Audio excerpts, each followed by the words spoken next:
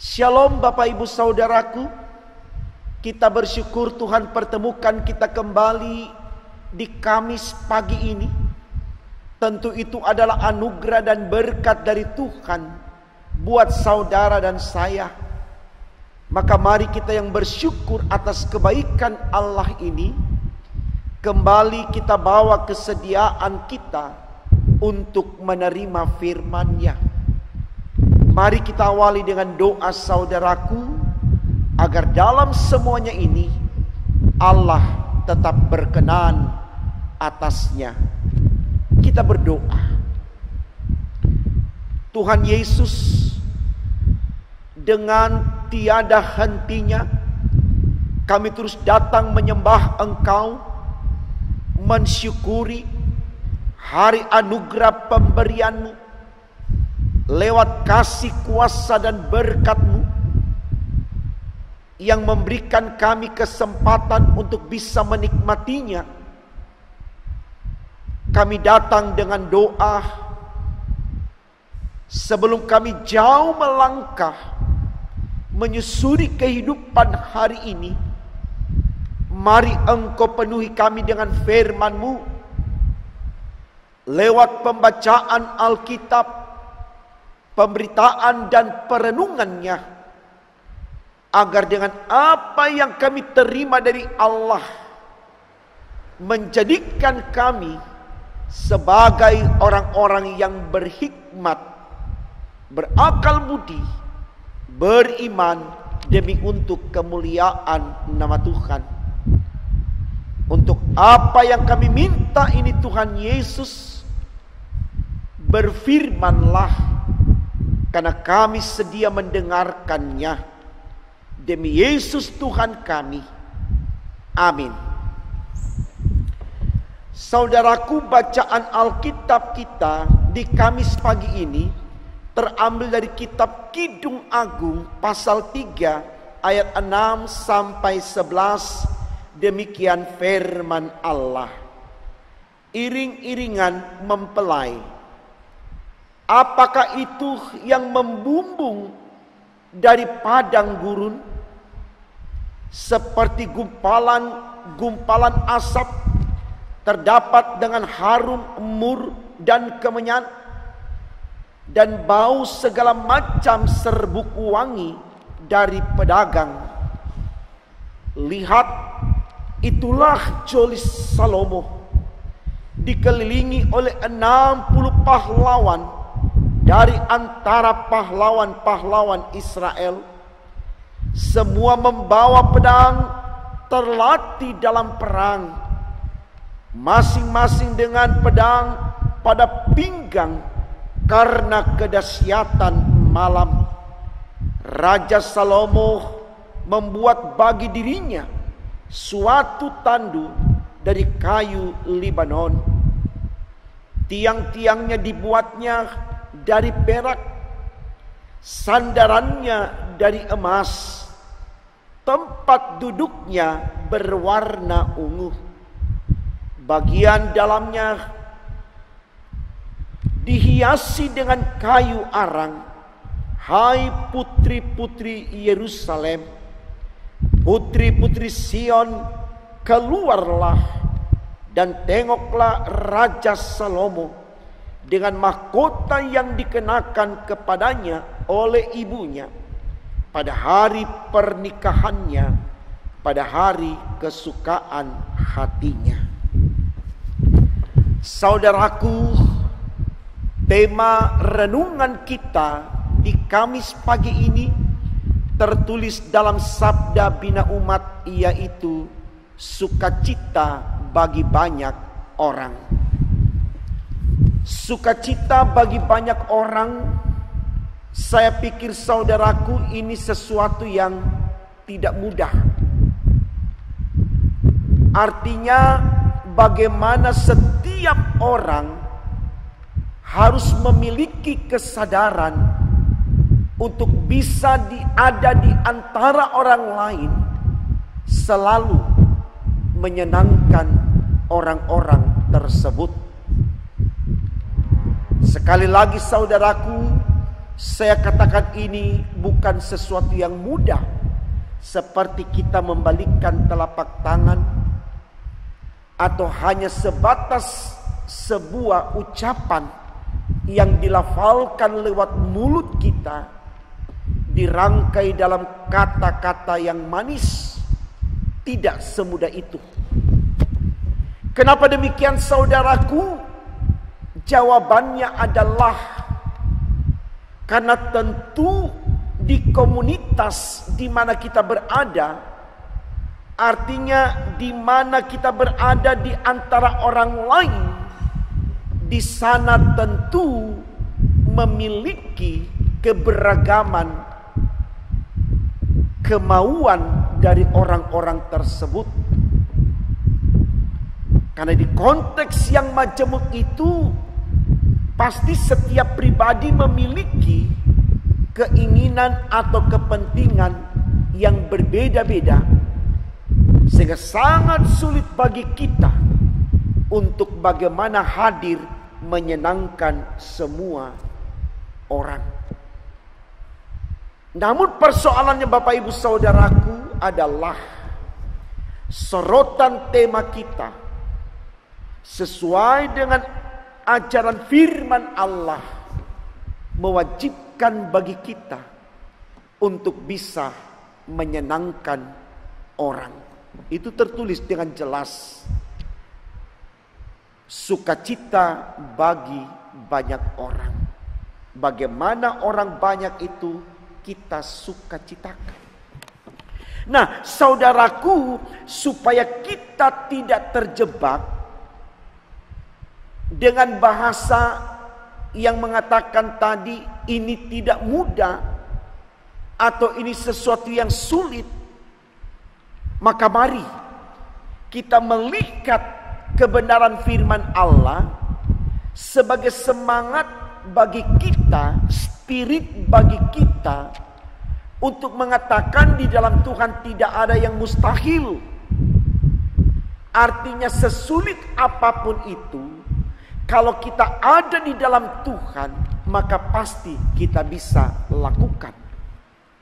Artinya saudaraku, hal pertama yang harus kita lakukan untuk bisa menyenangkan orang lain, ketika kita ada di antara orang lain, kita mau bangun hubungan yang dekat dengan Allah.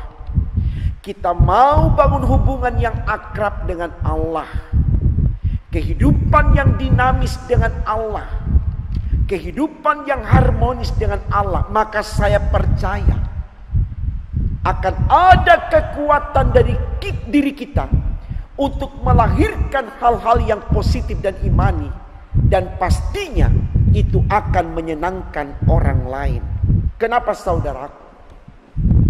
Karena sesuatu yang lahir dari Allah itu sifatnya tulus, jujur, ikhlas, tanpa pamrih. Bukan sesuatu yang penuh dengan kepura-puraan, kebohongan, tipu muslihat, siasat yang jahat. Tidak. Dan saya sangat percaya saudaraku, kalau kita melahirkan sesuatu yang tulus dan jujur, maka itu akan tersampaikan kepada orang-orang di sekitar kita dengan apa adanya.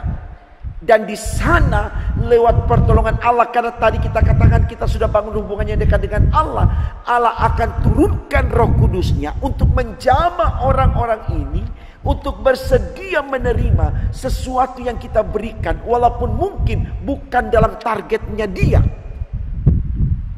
Tapi ketika itu lahir dari Allah, maka saya percaya mereka akan bisa menerimanya. Saya pikir ini baik saudaraku untuk kita renungkan, supaya kita mulai belajar bagaimana mengerti diri kita dengan kekuatan yang kita miliki, supaya itulah yang kita lahirkan dalam diri kita dalam tuntunan Tuhan, karena kita punya hubungan yang dekat dengan Allah. Sehingga pesan yang kita sampaikan atau lakon hidup yang kita tampilkan itu akan diterima oleh orang lain. Artinya mereka akan memahami kelebihan dan kekurangan kita, lalu mereka tetap menjadi bagian dalam hidup kita. Ketimbang kita munafik, ketimbang kita berpura-pura, ketimbang kita penuh dengan siasat strategi yang jahat, itu akan melukai orang. Ya. Nah, ini yang mau disampaikan oleh Salomo di dalam bacaan kita. Kita lihat dalam ayatnya yang ke-11 bacaan kita. Dikatakan di sana demikian. Putri-putri Sion, keluarlah dan tengoklah Raja Salomo dengan mahkota yang dikenakan kepadanya oleh ibunya pada hari pernikahannya, pada hari kesukaan hatinya. Pada hari kesukaan hatinya, artinya apa yang ada pada Salomo itu yang dia lahirkan dari dirinya, dia berikan kepada orang lain. Maka ketika orang lain melihatnya, akan menjadi merasakan sukacita. Karena apa yang Salomo nyatakan itu dari hatinya, bukan di luar dirinya. Sesuai dengan apa yang dia terima dari Allah, itu yang dia berikan. Sehingga itu tersampaikan oleh orang lain dengan baik, dengan benar, seperti yang Tuhan inginkan. Saya pikir ini teladan yang harus kita contohi untuk kita terapkan atau kita lakukan dalam kehidupan kita. Kenapa demikian, saudaraku? Karena terlalu sering dalam hidup ini kita menyatakan sesuatu yang penuh dengan kepura-puraan. Pura-pura baik, pura-pura sopan dan santun, ya, pura-pura mendukung orang, tapi di belakang kita menikam, kita memasang jerat. Ya, kalau peribahasa bilang tunduk-tunduk menanduk, pagar makan tanaman, dan masih banyak lagi bahasa yang bisa dipakai untuk menunjuk orang-orang yang demikian. Kalau bahasa Alkitab katakan kelompok orang-orang munafik. Ini tidak disukai orang, dan cepat atau lambat kemunafikan itu akan ketahuan, dan akhirnya orang yang tadinya senang dengan kita berbalik menjadi benci kita luar biasa. Tapi kalau kita bangun sesuatu yang tulus dari hati kita, seperti Salomo katakan, sesuai kesukaan hatinya, walaupun awalnya orang tidak terima kita, tapi dengan berjalannya waktu dia tahu itulah kita, apa adanya kita sampaikan sesuatu yang tulus. Suatu ketika dia akan sadar dan dia akan menyesal, lalu dia menerima kita. Tidak ada sesuatu yang baik akan berdampak buruk bagi kita. Pasti dalam waktu Tuhan kita akan dapatkan kebaikan itu, ya. Ibarat dalam sebuah film selalu kita saksikan, saudaraku, ya, orang-orang yang baik selalu pertama itu ditolak, ya. Dan dalam cerita film itu kemudian di endingnya baru kemudian akan muncul penyesalan dari orang-orang yang menolak orang-orang yang baik, orang-orang yang tulus. Karena pada akhirnya kebenaran itu menang.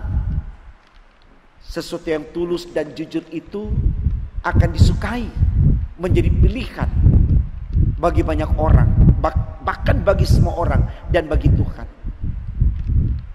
Nah, karena itu saudaraku, mari untuk bisa menyukacitakan orang banyak, orang di sekitar kita, pertama bangun hubungan yang dekat dengan Allah. Kalau kita punya hubungan dekat dengan Allah, maka Allah mencurahkan hikmat, pengertian, budi pekerti dalam diri kita.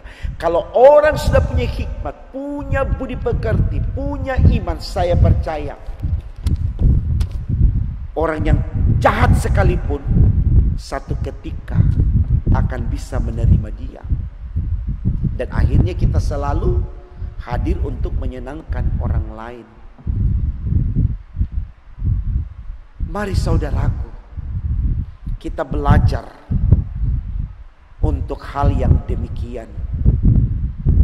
Karena Allah terus menanti karya diri kita yang tidak bisa ditawar, tidak bisa ditolak, tidak bisa dirubah dengan spekulasi apapun. Allah mau kita selalu menyenangkan orang lain. Bahkan Tuhan katakan, kasihilah musuhmu, cintailah musuhmu. Jadi tidak ada alasan bagi kita untuk tidak berbuat baik. Tapi kebaikan yang dibangun bukan dalam kepura-puraan, tapi kebaikan yang dibangun dalam ketulusan, dari jiwa yang memuliakan Allah, dari hati budi pekerti yang baik.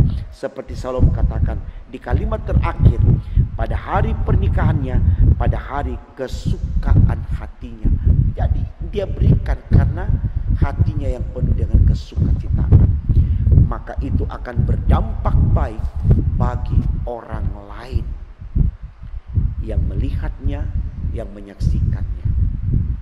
Semangat menjadi sumber bahagia bagi orang lain. Andalkan Tuhan di dalamnya, pasti Tuhan akan memampukan kita untuk bisa menjadi sarana sukacita bagi sesama kita. Dan ketika itu terjadi, itulah sorga kita, itulah kebahagiaan kita yang sesungguhnya. Tuhan memberkati firman-Nya. Amin. Mari kita berdoa saudaraku. Tuhan Yesus, terima kasih karena Engkau sudah berkati kami dengan firman-Mu di pagi hari ini. Kami mohon mampukan kami untuk selalu bisa menyenangkan orang lain dengan cara apapun. Kami yakin dalam kekuatan Tuhan, kemampuan Tuhan, kami bisa melakukannya. Karena dalam Tuhan tidak ada yang mustahil. Walaupun ini tidak mudah dalam pandangan begitu banyak orang, tapi kami yakin, kami membangunnya dalam keyakinan dalam Tuhan pasti bisa. Karena itu kami mau mengandalkan Engkau Tuhan di dalam menapaki kehidupan ini, agar kami dalam seluruh realitas hidup kami selalu bisa menyenangkan hati orang lain. Dan itu menjadi bukti kalau kami pun menyenangkan hati Tuhan. Karena ketika kami bisa menyenangkan orang di sekitar kami, maka kami aminkan kami sudah bisa menyenangkan hati Tuhan. Karena itu yang Tuhan minta dalam hidup kami. Tolong kami Tuhan, khususnya di masa-masa COVID-19 ini, agar kami sungguh-sungguh mampu untuk menjadi mitra yang solid bagi Tuhan, demi untuk kemuliaan nama-Mu. Kami serahkan hidup kami sepanjang hari ini dengan aktivitas yang ada, tetap dalam pemeliharaan Tuhan. Sehingga bersama dengan Tuhan kami akan merasakan kenyamanan, sukacita, dan damai sejahtera. Ini doa kami Tuhan, sempurnakan dan kabulkan. Karena kami berdoa hanya dalam nama Tuhan Yesus, Allah kami yang hidup. Haleluya, puji Tuhan. Amin.